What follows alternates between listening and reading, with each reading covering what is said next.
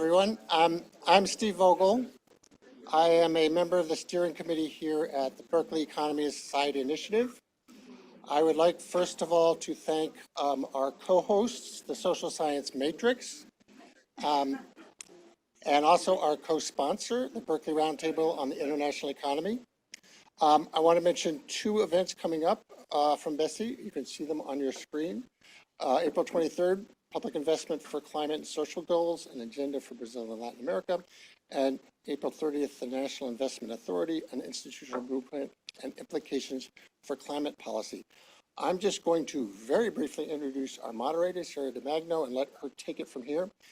Sarah is a doctoral student in the Jurisprudence and Social Policy program. She's also a student at Berkeley Law. She's also in the PhD minor or designated emphasis in political economy, and she's in the workshop on industrial policy. Thank you so much, Sarah.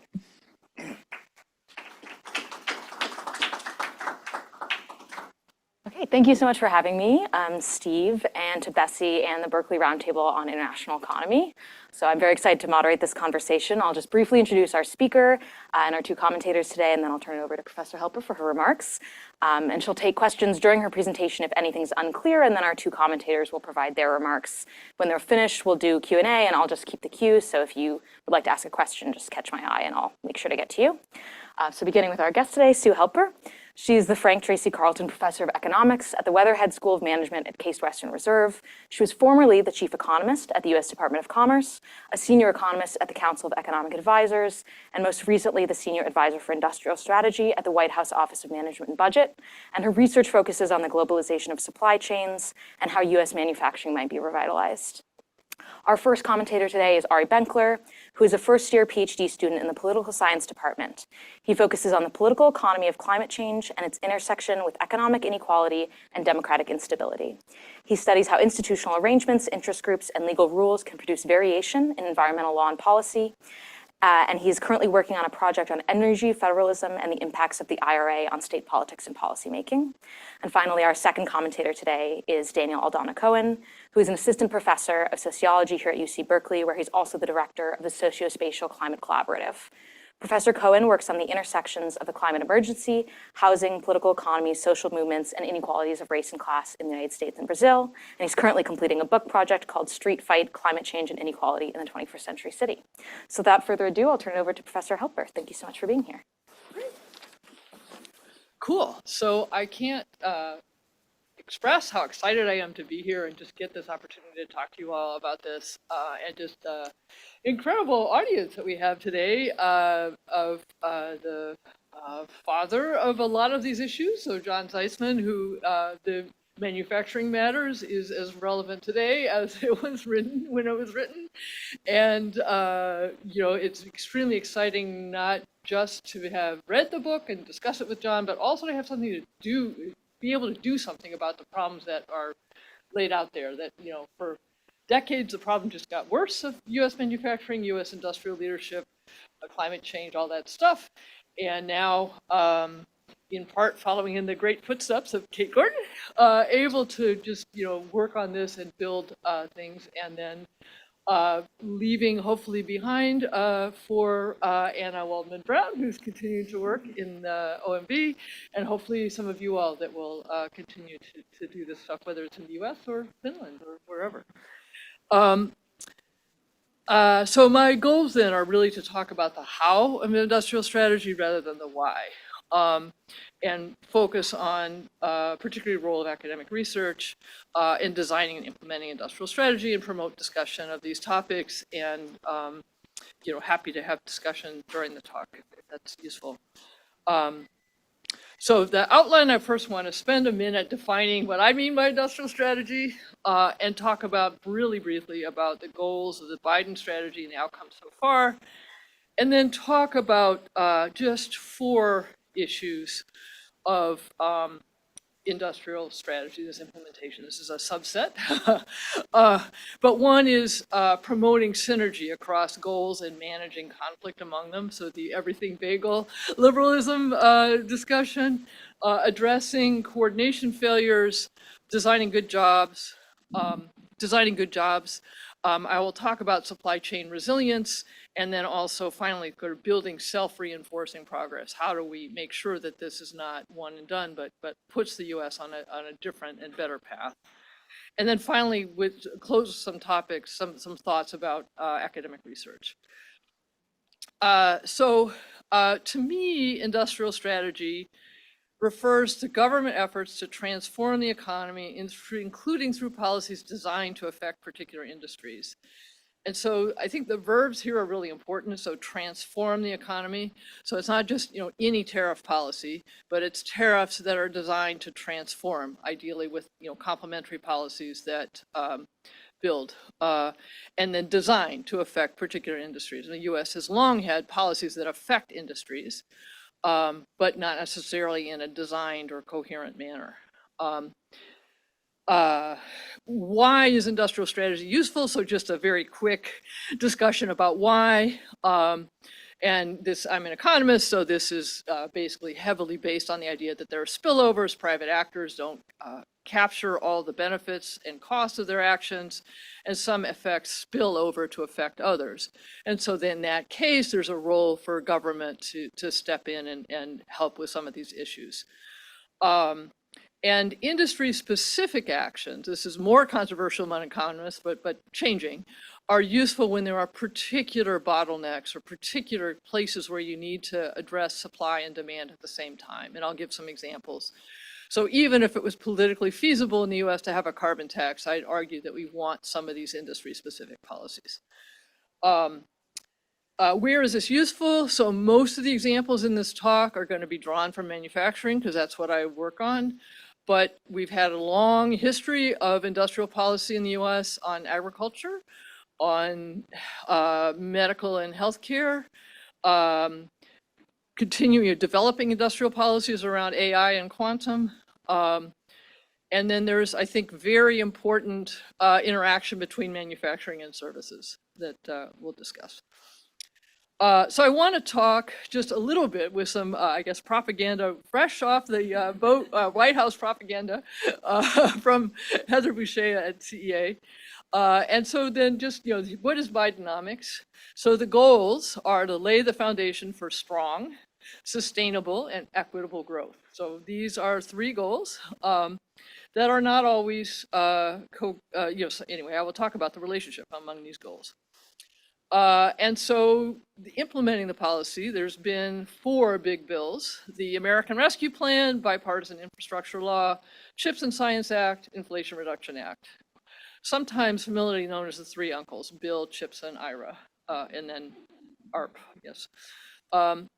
So what is Bidenomics? 3 phases: investing in America, empowering and educating workers, and then shaping markets to be fair and resilient.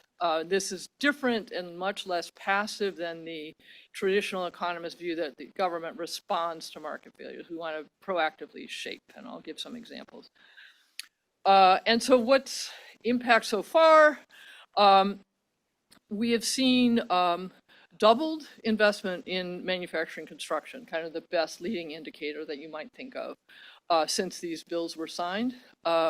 It's too early to think about tons of jobs, tons of output, but we're seeing as a leading indicator already a whole bunch of investment. There's some argument that in favor of the idea that we are crowding in private investment. So there's about $500 billion in public investment that's been dispersed so far in infrastructure and clean energy, and this is spread across the country. And that's led to more than a 1-for-1 increase in private sector investment, so almost $700 billion. And we can come back to these if you want.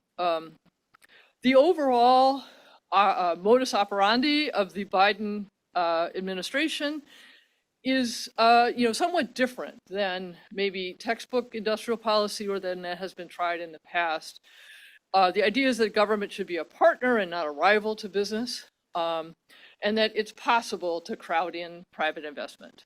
So the neoclassical economic assumption is essentially there's a kind of a fixed pool of investment, and if the government does $1 more, then the private sector will do $1 less, and that's bad because the government lacks both the information and the incentives to do it well. And in contrast, this view is a government can actually unlock private investment by overcoming coordination failures and aligning public and private incentives. And I'll give some examples of that. There's little direct government ownership. So for example, we are subsidizing the private construction of electric vehicle chargers. We're not owning them directly. And this is in contrast, say, to the Tennessee Valley Authority of the Roosevelt era. There are, in fact, a few sticks. There's strengthened Made in America rules, there's environmental regulations, there's tariffs. So one question actually my students asked me, why should Berkeley support aid to dying Midwest industries? And so I think there's several answers to this question. One is self-interest. It promotes linkages that enhance software jobs. There are potentially a lot of applications of artificial intelligence and machine learning in manufacturing. And proximity promotes discussion of what data to capture, what hypotheses to test.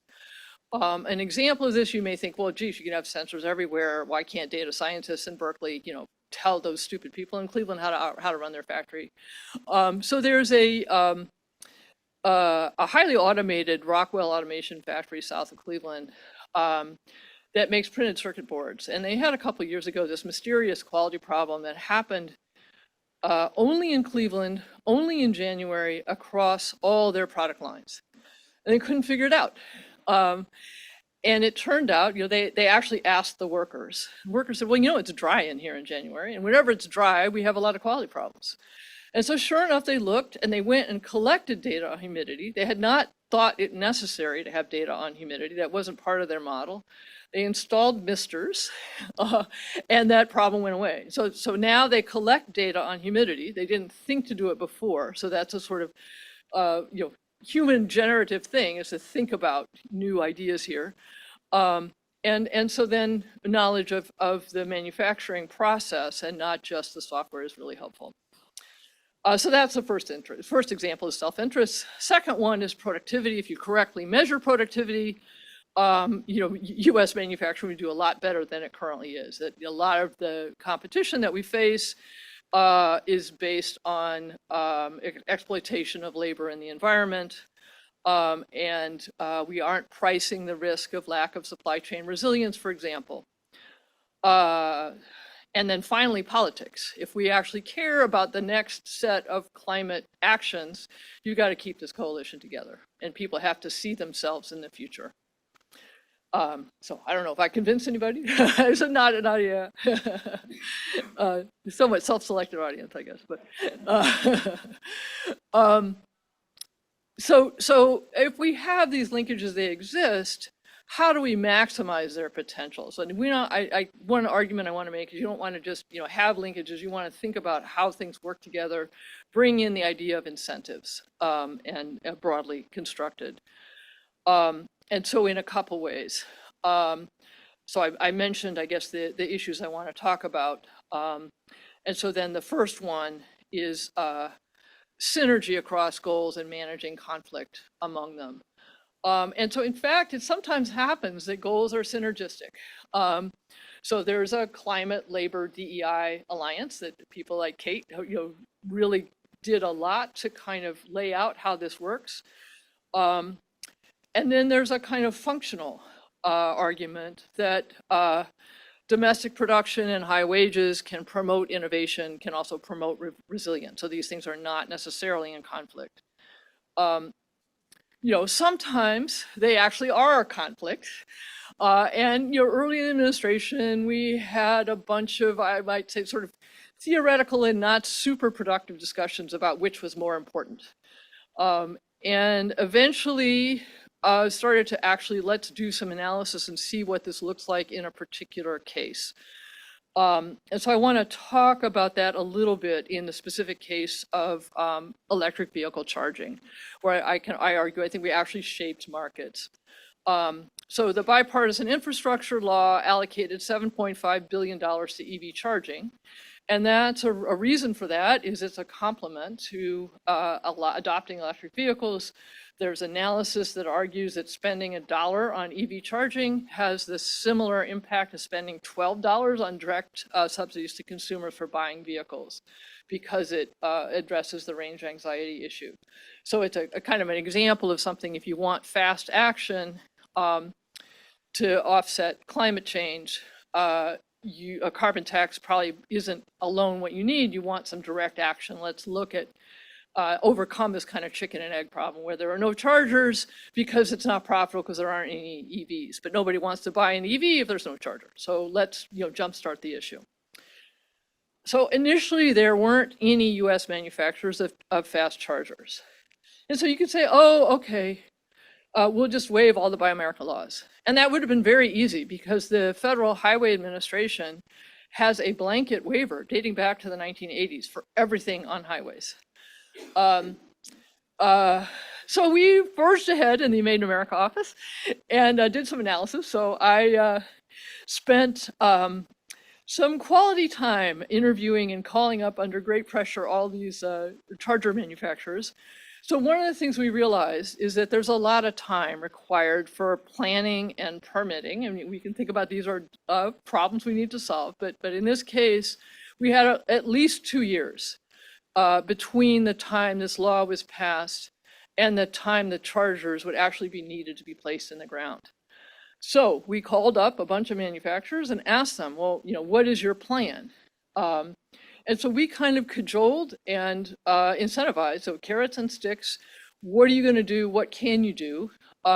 What can we realistically get in terms of a US manufacturing industry in 2 years? And so there's 2 parts to the Buy America laws. First is that it has to be assembled in the US. It turned out that, as this says, that there were 11 firms, including 4 that were already beginning US production, that said that they could assemble in the US a bunch of chargers. Charging, it's actually not that complicated to assemble an EV charger. You could do it in a room about this size. The second piece of the Made in America laws are a little more complicated, that you have to have 55% of the value of your components made in the US. And given that a lot of that is chips and things that we don't yet make, there's also cables and other kinds of things. That's going to take a little bit longer. But we showed that the companies were pretty confident that they could get there by this year. And so then what the waiver that we ended up with was immediately you must assemble any chargers that are going to be paid for with public money. You have to assemble those in the US. And then after July of 2024, you also have to meet this 55% component requirement. But it was based on analysis. And so we kind of resolved this contradiction by getting in the weeds, thinking about supply and demand together, all kinds of stuff. Very exciting. And so now we created this industry that didn't exist before. Okay, so other steps to take when goals are in conflict. So create policy processes to work things out. Initially, everybody was in their silos. It was kind of a disaster. And there's at least some effort now to have these big bills each have their own coordinating offices. And I'm happy to say more about that, and Kate probably understands it better. Then you can also enhance conditionality to get both. And I think this is one of the things, particularly DOE has really advanced. What can we do? The first point that I want to make is that there's kind of 2 pieces of the coalition that are kind of seen as similar, but they're actually slightly different goals. So one is promoting unions, and the other is promoting inclusion and diversity. And initially, I think some of the community benefit plans an innovation from labor, from DOE, was to require community benefit plans in grant proposals. And these initially had a bunch of points really that promoted at least some nods, not totally effective, but some nods toward the idea of hiring a different and more diverse workforce. They said nothing about unions. And one of the things that was difficult, so I think that maybe the catalyst was DOE announced preliminary approval of a $9 billion loan to Ford to build a battery operation in Tennessee with neither union nor wage conditions on that. And now I will point out that that agreement has not been finalized, but it was announced as if it was. And so it led to the prospect that this energy transition was going to end up with, fewer jobs and worse jobs for union workers. So what are we going to do about that? So I think we've made a lot of progress on this, but sort of recognizing that these are different things and we need conditions on both. And we've been able, actually, particularly if you look just a few days ago, there were some grants on industrial decarbonization released. Every single one of them had a strong provision, either union neutrality, existing union, or some kind of real training program for underserved workers. Let's see, we talked about this. So that's kind of my first point, is thinking about addressing dealing with goal conflict. We can do it. We have to do it. Kate said before the talk, everything bagel or no bagel. And I think, and we figured out how to manage it, right? How to get all the spices on the bagel. So the second issue is addressing coordination failures. And so here, I think, again, analysis is key and academics can play a role here. Let's analyze incentives in supply chains. So let's not just map that this thing is next to this other thing or this person supplies this other thing. Let's understand how they interact, what their incentives are. And so the 2021 chip shortage is one example, which initially there was some thought that the chips were somewhere. We just had to find out where they were. And then, when we looked and did some analysis in a survey, it was like, well, no. Actually, the automakers, we probably would have had some kind of crisis, maybe not as acute, even without a pandemic. The automakers planned to double the number of chips per car as they electrified, as they added entertainment systems, et cetera, but they didn't tell anybody. These chips are embedded in second and third tier suppliers who they didn't communicate with directly. So one of the things that the White House did that was extremely helpful was not any money, it was convening. The White House, the head of TSMC met the head of Ford, head of Samsung met the head of GM. They started thinking about actually talking to each other directly, which they had never done. A second kind of thing, so trucking, this was another issue. There's all kinds of issues with trucks, particularly around the ports. It's like, oh no, wow, we need more truckers. Well, when you look at it, there are millions of people that have a commercial driver's license. They choose not to use them. Why? These are terrible jobs. So training more people is not going to fix that problem.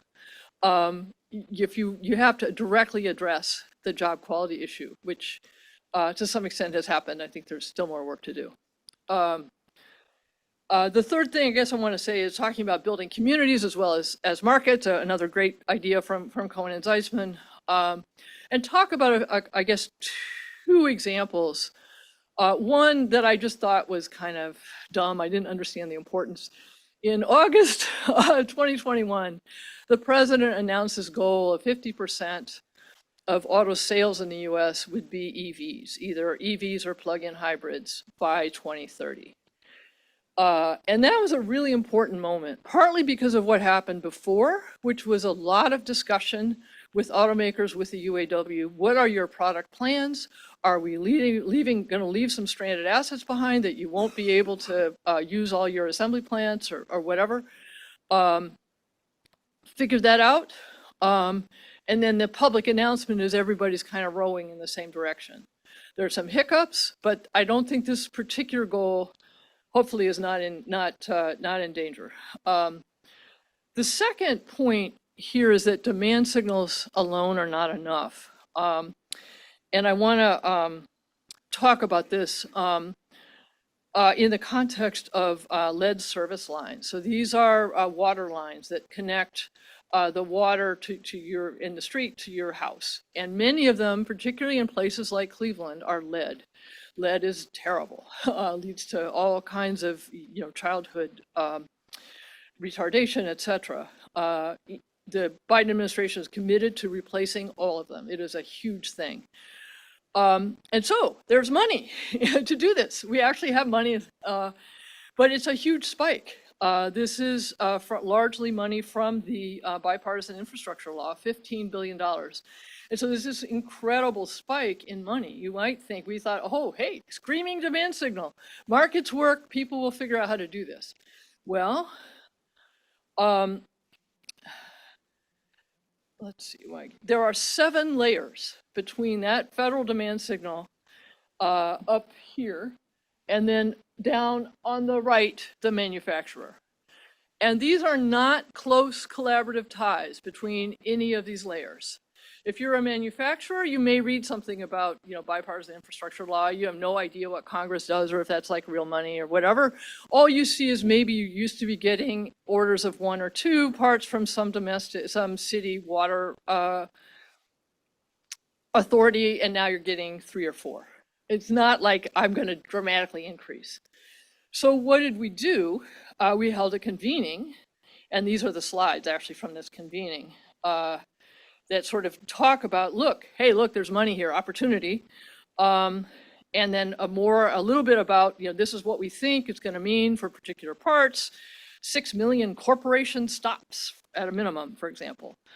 And let's see, there's also some information about bipartisan, the Made in America laws, and then asking questions. So bringing these people together, asking them what barriers they see, trying to create a community so people talk to each other. This is not automatic, and it was. I study supply chains. I was surprised, but it's been something I think was a lot of real improved policy. Let's see. I think that's.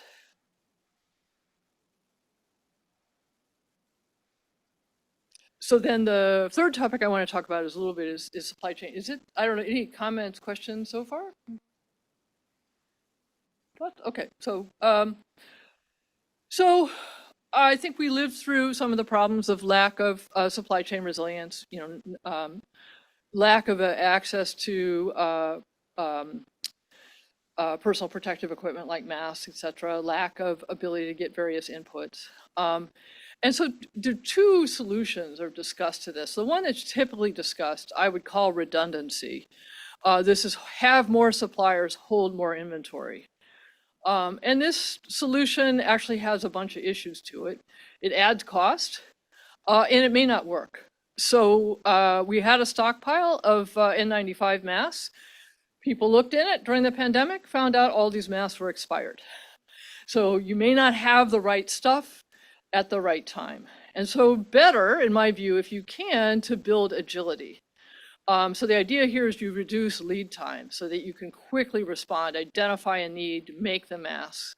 So you can do that by investing in surge capacity, maintaining collaborative relationships between suppliers and customers, so you can identify problems quickly, build problem-solving capability. So one of the issues actually was yeast. And it turned out the problem was that Fleischmann's required a single type of jar from a single plant in India.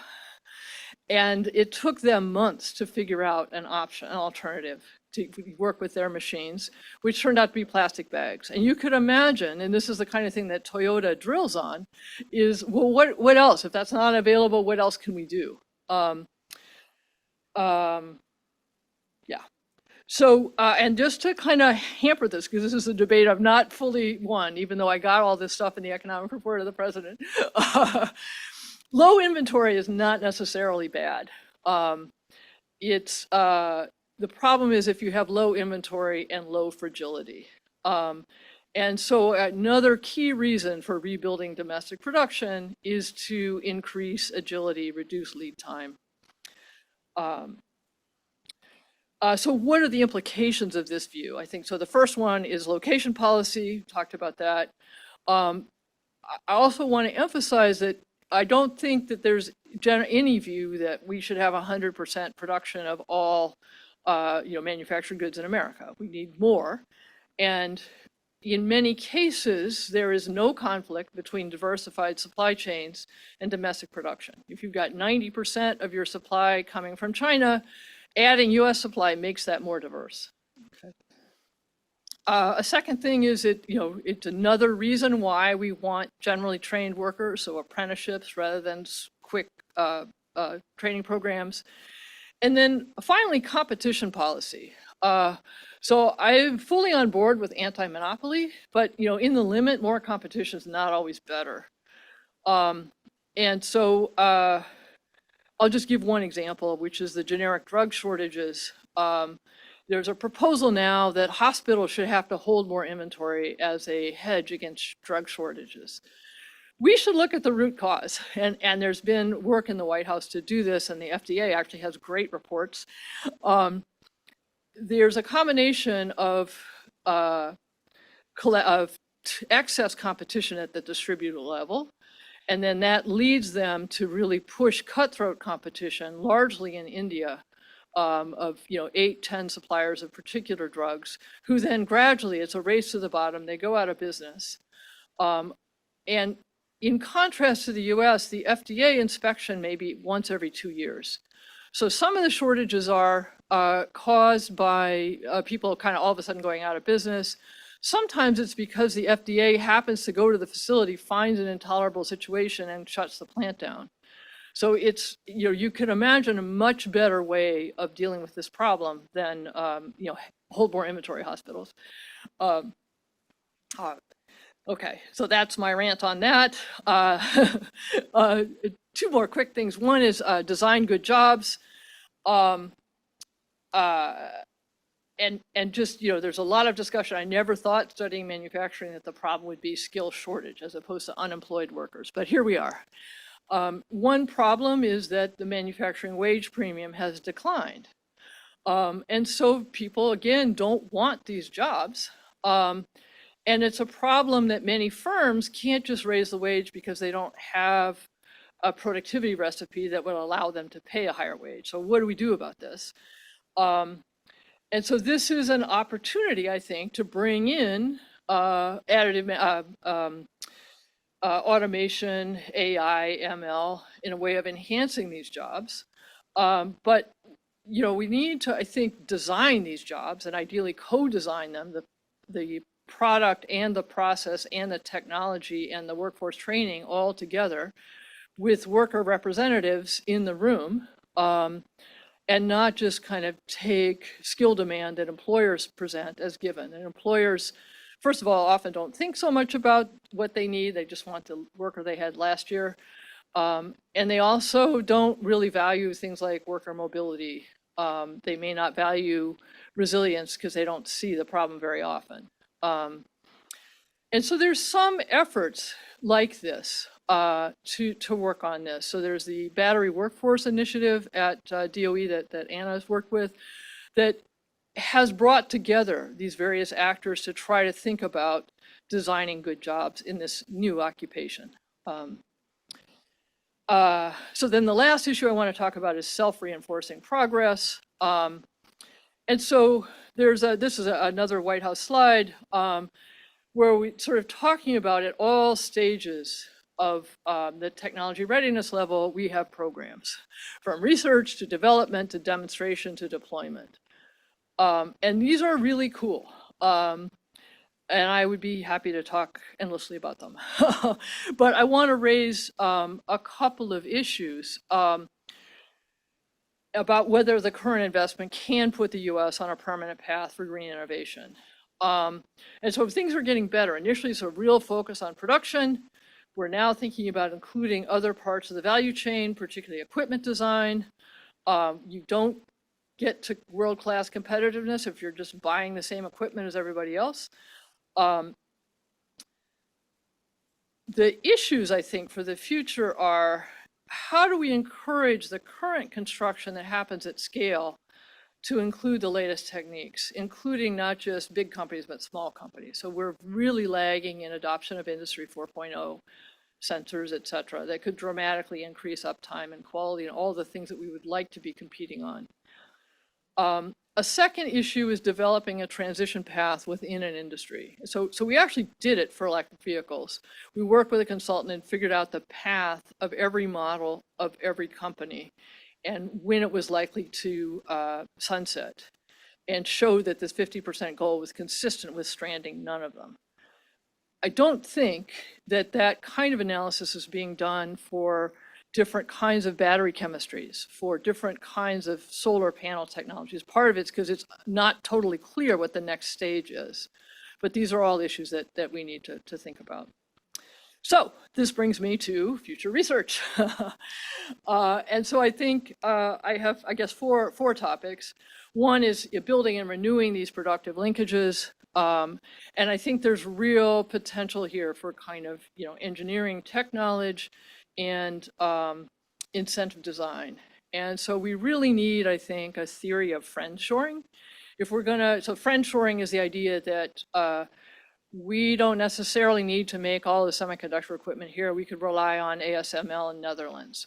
Or maybe India should make solar panels, or Malaysia has cheap labor. Maybe they should do packaging. And some of that is obviously makes sense, but let's think about what linkages we're not developing and what does that mean for future innovation across these linkages. Second is job design. I've talked about that. Third is democratic finance. Essentially, these policies largely rely on bribing capital to invest. I know Daniel has thoughts. I will. And then the final one that I also feel like you all know more about is improving the policy process. There really is a process that's like a production process. There are inventories. There are lacks of skills. There are excess silos. What can we do to do a better job of procurement, of risk and reward sharing, et cetera? Okay, so conclusion. I think well-implemented industrial strategy can optimize linkages across sectors and stages of the value chain. And I think can also overcome the two key objections to government action that I mentioned at the beginning. The first idea is that government agents lack appropriate incentives. I think one of the things that we've talked about is that there are mechanisms for government agents to maintain and resolve diverse goals. That kind of a single-minded focus on short-term profit maximization is going to leave a lot of problems. Government can help with that. The second is, how can the government pick winners? It doesn't know anything. Well, I think we've seen that there's a bunch of ways that government has better information. It can convene, it can collect proprietary data from firms and feed it back in aggregated form. I'm happy to give examples of that.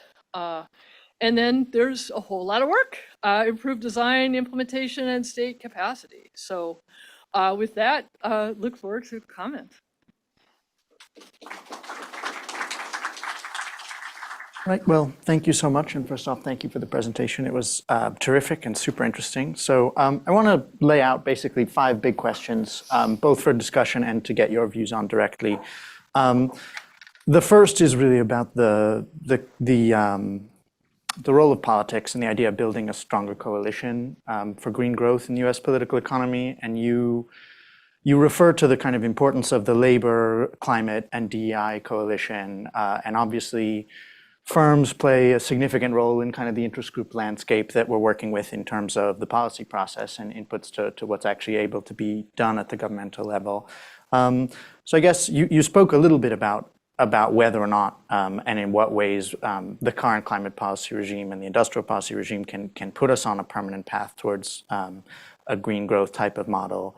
But I guess my question is, how does the variability of political will over time condition policy design? More specifically, how do you think about designing policies that commit the US to an ambitious industrial policy pathway in the face of what's likely to be very active, well-funded, and strategically sophisticated resistance from a whole set of political actors, both in partisan politics and in the economy, firms in particular, peak organizations of industry, et cetera. So that's question 1. Question 2, so you've emphasized the importance of resilient supply chains and talked a little bit about different approaches, the redundancy versus agility. You've also pointed to the role of onshoring in reducing supply chain vulnerability. And when I think about the goals of something like the IRA, green industrial policy, or industrial policy broadly, my sense is that there are kind of three high-level industrial policy objectives, and I'm curious both on this typology and on what you think about the tensions among them. So one is building resilient supply chains. The other is promoting a domestic manufacturing economy and a renewable energy industry in particular. The third is achieving progress on the energy transition as quickly and at as much scale as possible. So as you said, these goals are kind of sometimes well aligned with one another and other moments in tension. So the first question is really, do you think this is a fair delineation of the universe of objectives?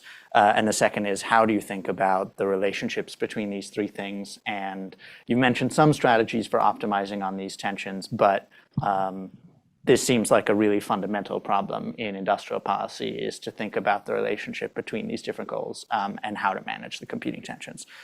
So that's a second question. The third is about free trade and trade policy. So especially relevant, I think you've written in the economic report of the president, among other places, about financialization of the economy and the turn among corporate decision makers towards hard information, financial metrics that are easily observable. How do you see a shift in management culture towards considering soft sources of information, or do you think that that's off the table and really what's needed is to create new sources of hard information, create new metrics that then get imported into the hard information kind of framework and used as things that orient goals and long-term thinking among firms? Fourth question is more about the geopolitics of supply chain resilience.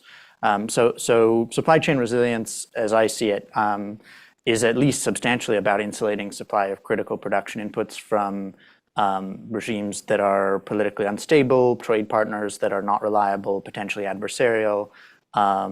U.S. relationship with China and tensions with China have been kind of a paradigmatic example in the last few years. So I'm wondering how you or how we ought to think about securing resilient supply chains and the kind of risk that comes with pursuing economic disentanglement, not full disentanglement, but some disentanglement, and the need to continue cooperation with partners, especially those that are adversarial or not kind of securely in the same camp as us on the international political economy scene. Whether those two things are in tension, if so, how to manage that tension, or if not, how we can see our way to pursuing those goals at the same time.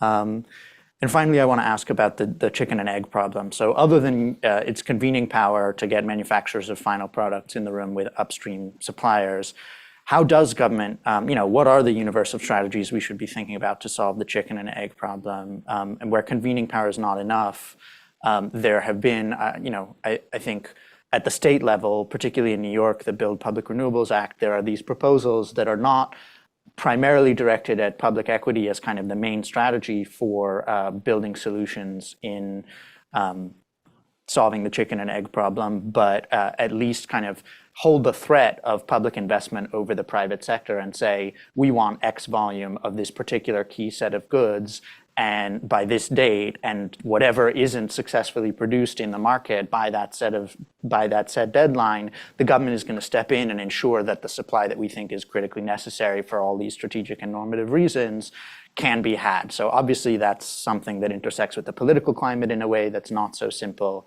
But I'm wondering whether you see limited, strategically targeted roles for public equity and public investment that actually, rather than just catalyzing private investment, is about retaining public ownership over key strategic assets, where you see that in the universe of solutions and strategies the government can have, particularly with respect to chicken and egg problems.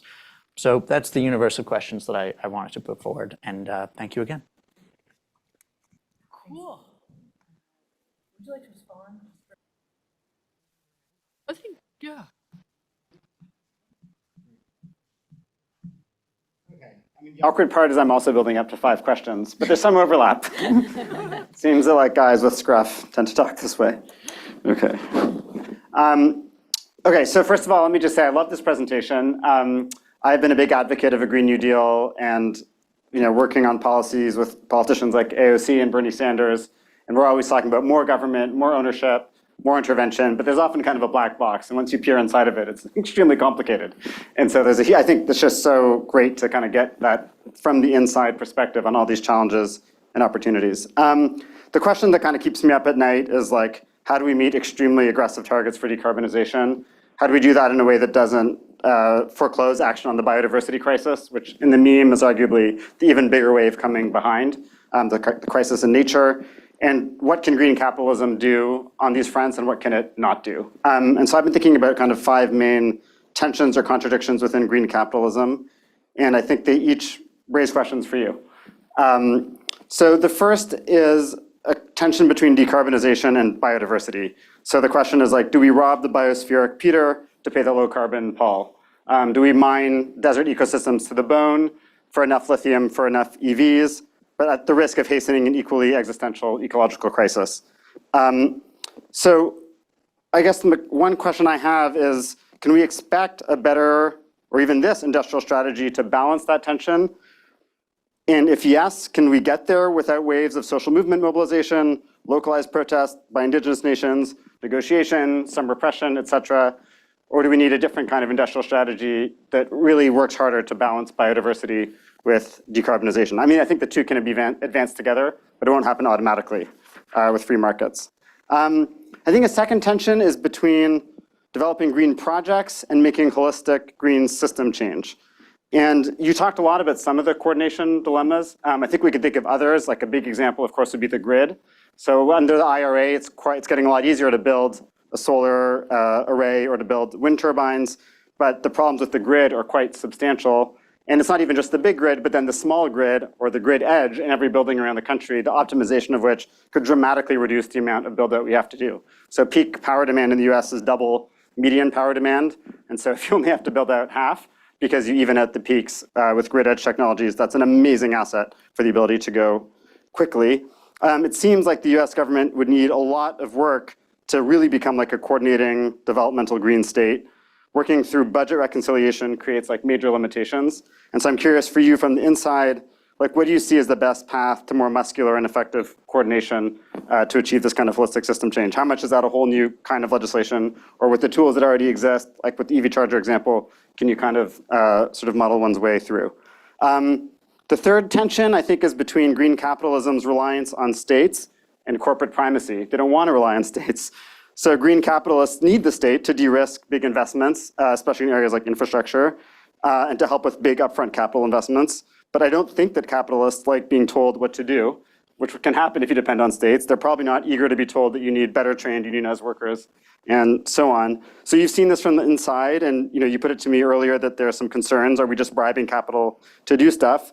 So I'm curious, like how receptive do you see firms being to the level of public intervention that you think is necessary to make this work?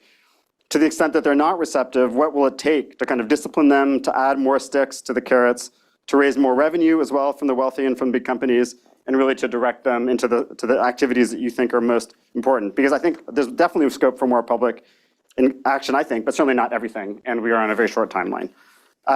Okay, fourth, I think this is very brief to say, there are real tensions around the rising cost of care for people and ecosystems. Now, even capitalism needs healthy workers, well-trained workers, as you alluded to, and enough ecosystem protection for there to be a planet to make a profit on. People want decent schools, they want retirement security. This is extremely expensive. And I think what we saw, there's an important lesson in the fact that a big part of what was lost from the Build Back Better to IRA transition was the substantial care economy proposals from the Biden admin. I mean, almost a step change towards social democracy. And but the economic base behind that wasn't remotely comparable to the economic base behind much of what was in the IRA. So I wonder, and I think you alluded to this a bit around services. There are also, by the way, I think questions around adaptation, like zero profit work and things like restoring wetlands, adapting to wildfires and so on. So that's also expensive. So I guess my question is, to what extent do we want to roll all this under industrial strategy, or do we just simply need a different policy pipeline, a different set of actors and interests to mobilize around the care economy? Okay, and then the final fifth tension, and you alluded to this as well, Ari, is I think a political coalition tension.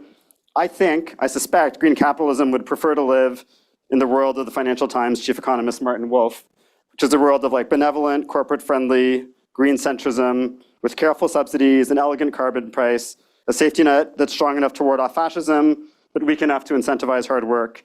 And I think in some ways, Bidenomics is a move in that direction. I think Macron in France is another version of that. But I have serious doubts as to the long-term political viability of that kind of coalition. And I see a lot of energy on populism on the left and right. My suspicion is that the kind of strategy you've outlined is better suited to a left lean than to a right lean. But I'm basically curious, like thinking about a President Hawley or President Rubio or President Warren or Ocasio-Cortez. I mean, how resilient are these strategies for resilience in the context of kind of rising left, rising right, in the sense that a Bidenism maybe represents a powerful centrism, but I don't know what its political basis is going forward. So that's like 10 questions for you. I think I'll cap it off there. Thank you so much for a brilliant talk.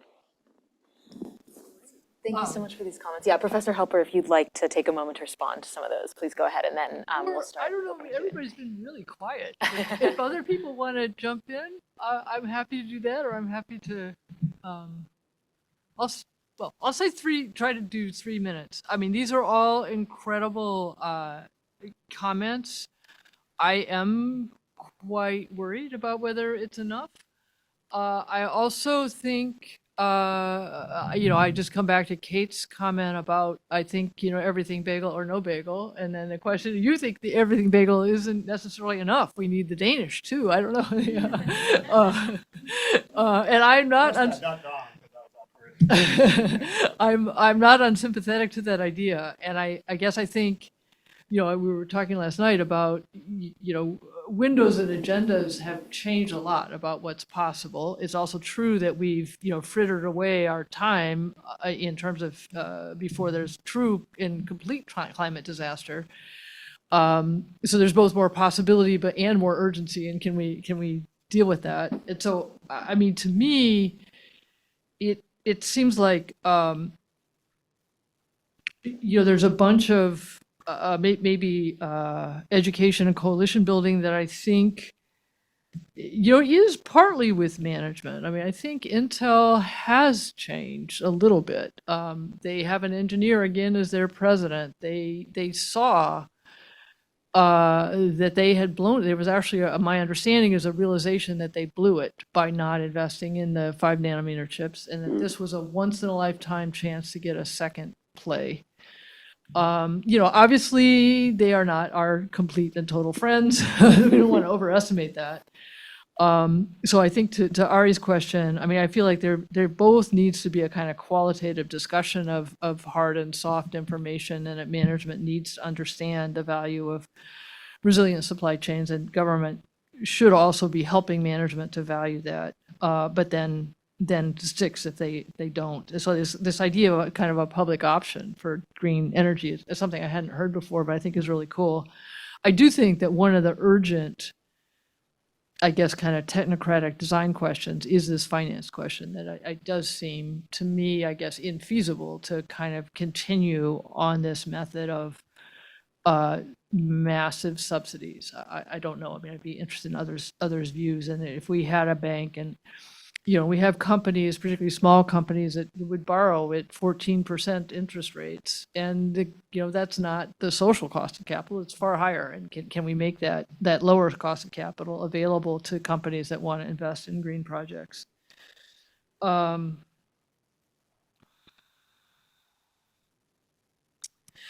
I think many of the things you raise, I don't have answers for. The biodiversity crisis. I guess I would say, I think, one of the other problems and since I'm not in the administration, I'm unused, I can speak freely. I do worry a lot about, there's not very much to incentivize either small cars or non-car methods of transportation. And I think, you have some work that suggests that we can dramatically reduce the amount of lithium that we need if we do a better job on that. I think the politics of that within the coalition are really hard, but need to be addressed. Let me stop. I think this is really helpful. Sure. In the business school context and maybe law school context, this question of the firm and, which is kind of a black box sometimes in the way that we talk about it. But in an ideal world, what kinds of changes would we see in like the management and governance of firms? And I'm not just thinking about, or maybe it is short-termism versus long-termism, but it also seems that at different times in different places, firms can be more aligned with like projects of, national transformation and redevelopment and that kind of thing. And I'm also a lawyer, and it doesn't seem like there's a lot of legal constraints on that if you have good legal advice under U.S. corporate and securities law. So, like what kinds of norms would we like to sort of like guide the people who run firms that would align with this? Or do you have any thoughts on that? Thanks. Yeah, I guess I think, there's a bunch of ways to make profits. There's sort of high road and low road ways. And, as a society, we've done a lot to kind of make it easy and make the easy path to be the low road way. I mean, and including in our public statistics. If you want to, it's easy to figure out where to go, where to locate your plant if you want to minimize wages and minimize taxes. It's not that easy to figure out, oh, I want to go where I have a workforce that's trained and it's going to, really offset that stuff. So I think that's one kind of thing. And so, I think there's often two ways that a firm can make profits, and then there are these fights within companies. So you're thinking about Boeing, that for decades the thought was, we need to have this engineering culture. We make profit. I mean, I think there's also an issue about, long-term profit maximization, but our key is that we do not make mistakes, and we have, many checks, et cetera, and those were systematically removed by the bean counters, and to a point where it led to disaster. So I think,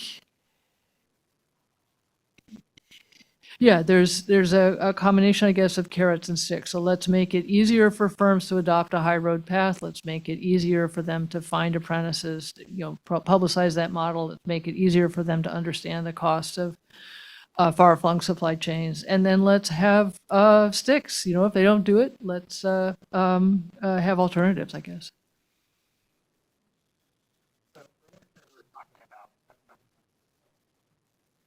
So earlier today, we were talking about how instead of money being spent on R&D, it's being spent on share buybacks. So I was wondering what financial regulation you think needs to be undertaken in order to improve industrial policy. And then related to that, would you say that the interests of finance capital and industrial capital are inherently antagonistic?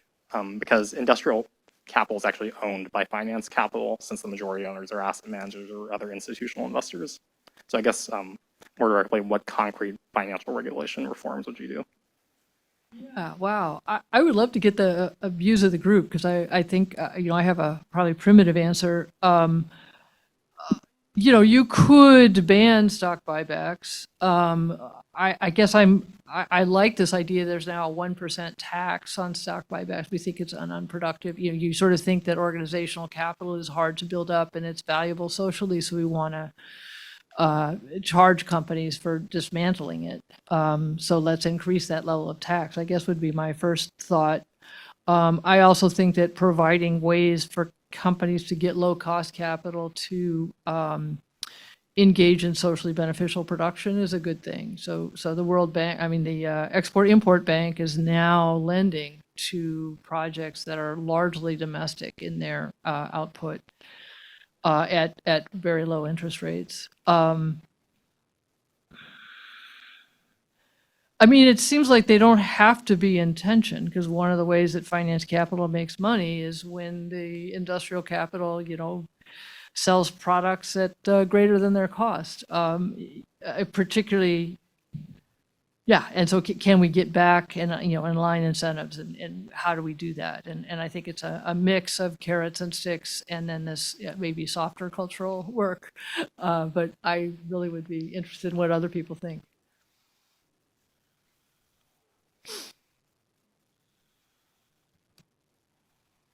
Thank you, Professor.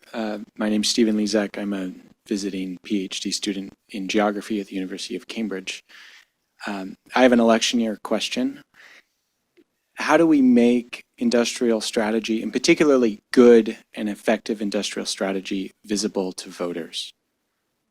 That's a great question. I think some of it is, being clear about what we've done, tell a better story. Those slides I showed were an attempt to do that. There's also tons of work with local media around here is money for your plant in your small town. I think, turning to validators, frankly, I think it was great that Sean Fain didn't immediately endorse President Biden. First, I think it helped get to a better policy in terms of making sure that the green transition does benefit auto workers more broadly. And then second, I think it builds credibility. Those are, I guess, my ideas, but I think it's really really important to just kind of show the work that's been done and tell a story about what's happening, what has happened already, and what the plan is, what the future, what is the vision. I mean, I think Trump has, it's inarticulate what his vision is, but sort of everybody has this kind of idea of 1950s white people. It was great, and can we have a better vision that's clear to people, that's plausible. I might just jump in and say something. I'm curious what you think of this. It's tough. The policy feedback is tough because you need a bit of time, right? Industrial shut, like it's going to take a minute to build this stuff. To me, an opportunity that would also take time, but would be exciting to think about in the future if there was an IRA 2.0 is more housing and more schools. So like 50 million Americans go to school, K-12 school, so basically from kindergarten through grade 12. And then unfortunately not all people have a home, but most do. And these seem like areas where you could get tangible improvements. There's culture war issues too, but the slogan that I'm after is like, the Green New Deal is climate policy you can touch. And so how can you make this stuff literally tangible? And that's a question I have. And I think unfortunately some of the ways that BBB was slimmed down, you lost some of those more tangible things. And then to flip it around, what I think is like, if you ask a working class person, who is green investment for? And if they say it's for me or my community, you're winning. And if they say it's not for me, then you're losing. And they might still value it, like they might value Whole Foods as a nice thing you can't have and might resent.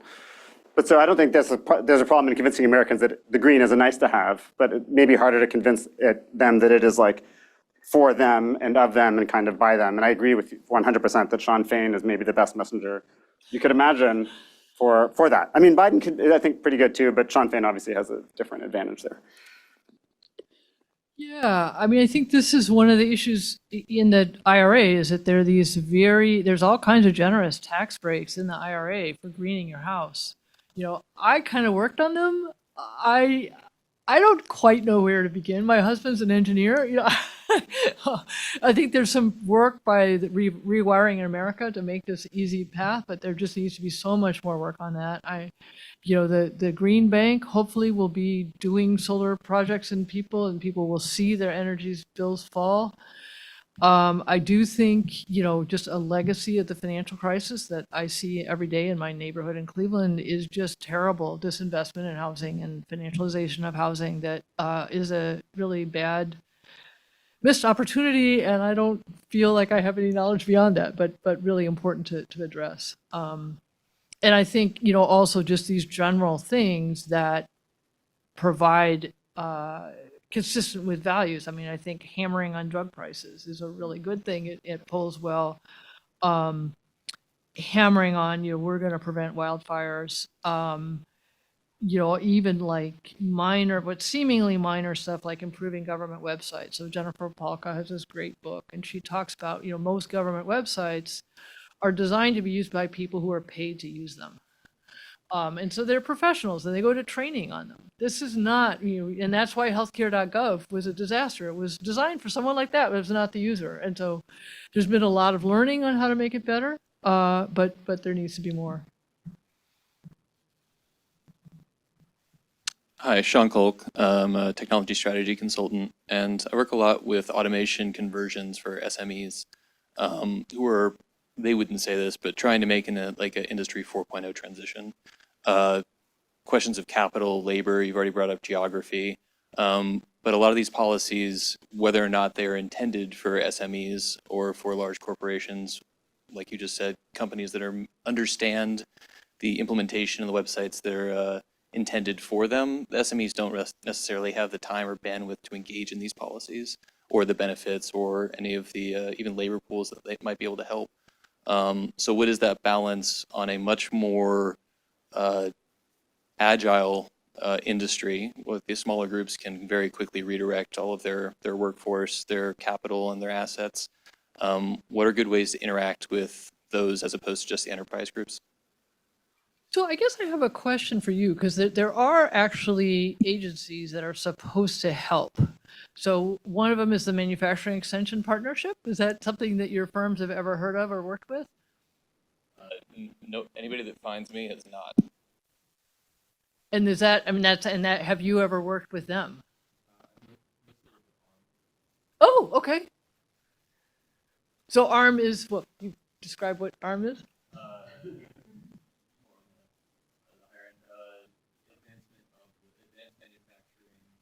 For robotics, advanced robotics for, yeah.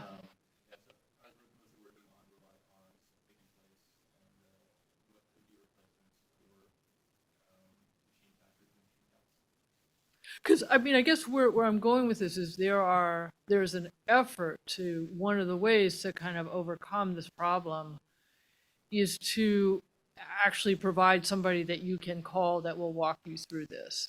And so there exists the Manufacturing Extension Partnership, which has, it dates back to the 80s, offices in every state.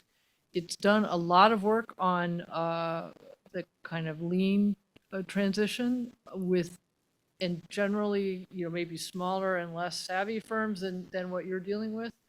There's a desire to help them work better. And I know in theory, the Manufacturing Extension Partnership in Pennsylvania is working with this, the ARM group in Pittsburgh. So yeah, maybe we can figure out better ways to make that work better.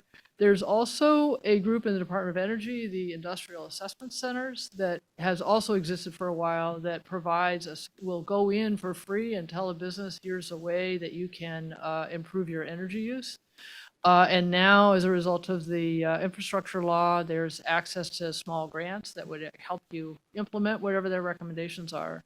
So some of it, I think it's a desire to actually have a person that you can call, which sounds like this is not working perfectly. But and again, to compete, not to compete with people like you, but to help them find people like you. And yeah, so I'd love to talk more about how to make that work better.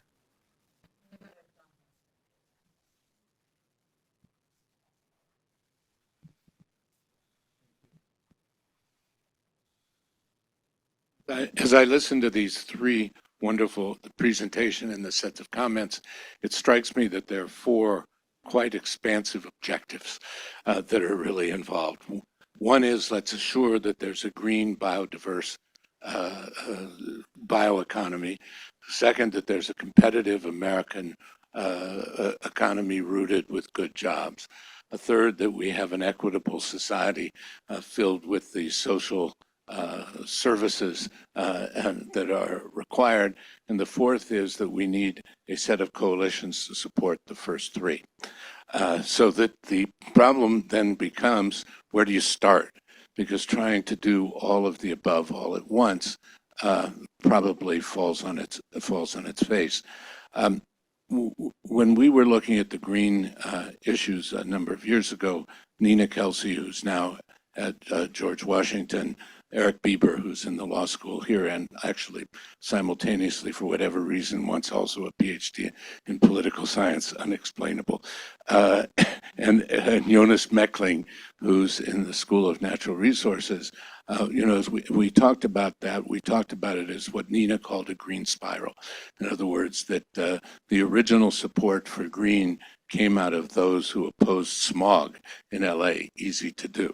And that group then supported a lot of the anti-nuclear stuff, which then permitted a broader coalition. So as I look at this, I ask myself, which pieces do we start with, both to accomplish those three initial goals and to build the broader coalition. I think, Daniel, what's part of what you're suggesting as there's resistance to a number of these things unless it addresses people's immediate needs, i.e. smog in LA. So, I mean, that's the problem I have with, not with just this presentation, but in thinking through what needs to be done and how to do it. Yeah, I mean, I think one thing is to the extent that you can find, I mean, the smog example is really helpful. And, air pollution it's not a kind of global public good. You can dramatically improve the air in your community. And so there's actually a bunch of really interesting and cool things going on in the Cancer Alley in Louisiana that, hopefully people there are ideally seeing improvements already in their air quality, and hopefully they will get registered to vote and change things. But I think, yeah, I like this idea of a green spiral. And I think it's interesting because I think that, if I think about DOE, how DOE has set its priorities, it's kind of looked at where are the big sources of greenhouse gases? What do we need to do? And so that's led them to focus on transportation and buildings. Yeah, anyway, I need to think more about this and would love, other thoughts, because I think it's sort of driven in a technocratic way. What's the marginal, where can we get the biggest bang for the buck, reducing our carbon for the lowest implied cost, and not thinking about where is it that we're going to produce the quick and visible benefit. So it's great. Thank you. Thanks. Hi. Just super briefly, I think I loved your answer, and I think, I mean, if the river is the big green coalition, there's going to be many tributaries, and one is through environmental justice, like you talked about with the smog, but other rivers are just through like economic justice, right? And so that's the power in a way of this industrial strategy. It says, oh, well, if you're an auto worker, you just want maybe a higher wage, or you don't want to have to move from factory to factory with the UAW contracts. So there's maybe part of maybe the beauty of this is the opening up of a whole bunch of different roads into that coalition, which might start with an environmental motivation, but could start with a totally different motivation. And labor, I mean, the labor has really been brought in. Maybe folks with housing insecurity, which is like most of the country, could be brought in. So there's different roads in, and a more capacious economic strategy allows you to kind of find more and more of them. Tributaries, sorry.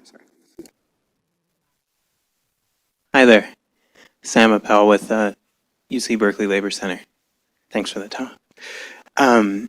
Question for you. The direct pay option within the Inflation Reduction Act, which for those not familiar is the ability of subnational governments in the US to fund climate projects.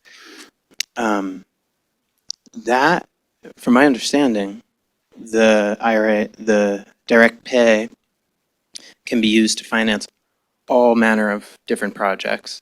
And I'm curious where you think that's going, how big the opportunity really is there to deploy money at scale for governments to really take on the project of production, even in manufacturing, where state-owned enterprises are, not typical in this country.